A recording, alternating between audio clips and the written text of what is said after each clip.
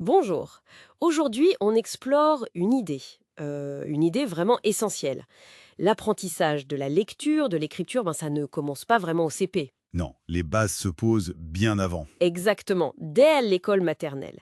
Et pour nous guider, on a une ressource assez solide, un guide basé sur la recherche du ministère. Pour préparer l'apprentissage de la lecture et de l'écriture à l'école maternelle, c'est ça. C'est ça. Notre objectif, c'est d'en extraire les clés, de comprendre un peu comment ces fondations, comment elles sont posées avant le CP. D'accord. Alors le guide, il met en lumière trois compétences fondamentales, trois prédicteurs en fait de la réussite future. Oui. Lesquels? Une solide conscience phonologique, d'abord.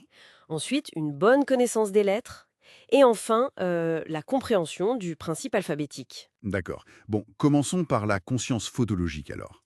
C'est, disons, la capacité à entendre, à distinguer et même à jouer avec les sons de la langue. Les syllabes, les rimes. Oui, les syllabes, les rimes, mais aussi, et c'est plus fin, les phonèmes.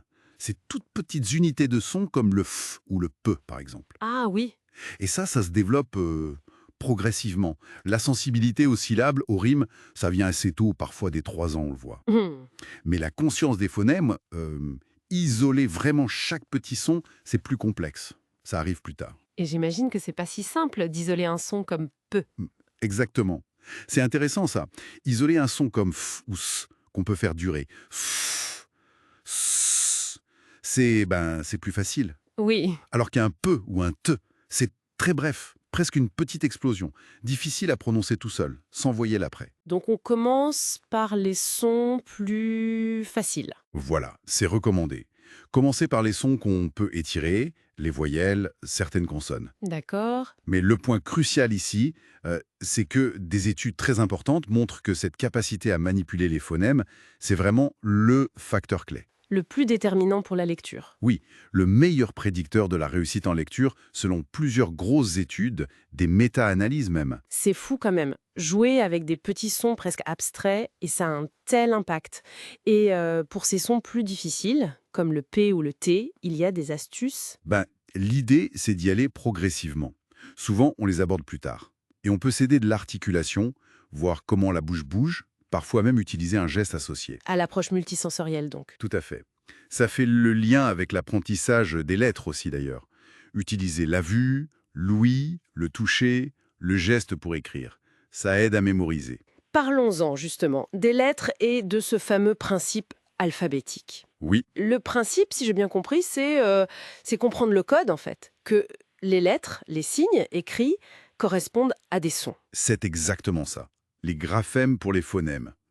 Sans cette clé, impossible de déchiffrer, de décoder un mot. Et le guide insiste là-dessus. Ça ne vient pas toujours tout seul, cette compréhension. Non, non. Ça demande souvent un enseignement clair, explicite, bien structuré, et ça dès la maternelle. D'accord. Et pour que ce principe fonctionne, eh ben, il faut connaître les outils, les lettres, L'autre grand prédicteur. exactement.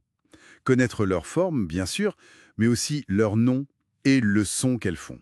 Et comment on les trace aussi. Et le nom de la lettre, ça joue un rôle si important. Oui, plus qu'on ne le pense parfois. Connaître le nom, ça aide l'enfant à faire le lien entre ce qu'il entend et ce qu'il voit écrit. Et ça facilite l'accès au son, surtout pour les voyelles. Ah oui, comme A qui contient le son A. Voilà. C'est pour ça qu'il est intéressant d'enseigner les deux, le nom et le son, mais en marquant bien la différence. Pas les confondre. D'accord.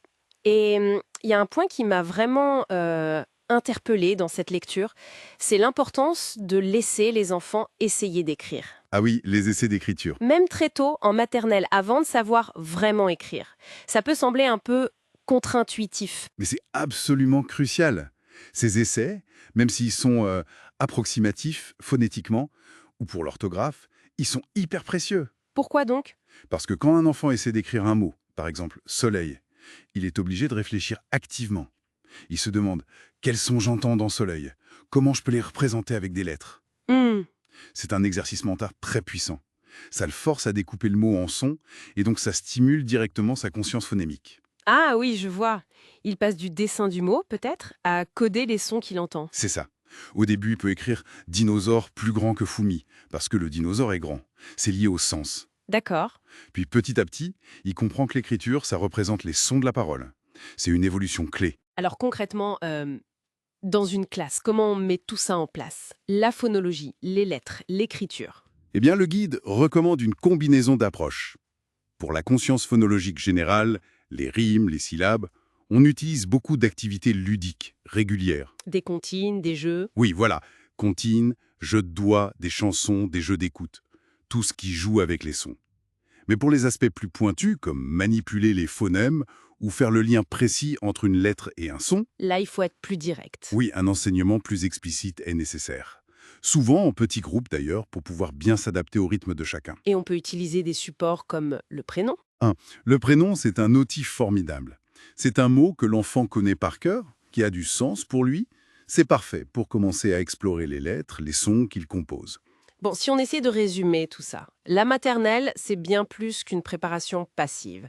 C'est vraiment là qu'on construit les fondations. Absolument. Via 3 grands axes qui sont liés. D'abord, affûter l'oreille au son, surtout les phonèmes. Ensuite, bien connaître les lettres, leur nom, leur son, leur forme. Mhm. Et enfin, comprendre ce fameux code alphabétique qui relie les lettres et les sons. Tout à fait. Et tout ça soutenu par un enseignement qui est explicite, progressif. Mhm. Qui utilise plusieurs sens et qui n'a pas peur de faire écrire les enfants, même pour apprendre. Exactement.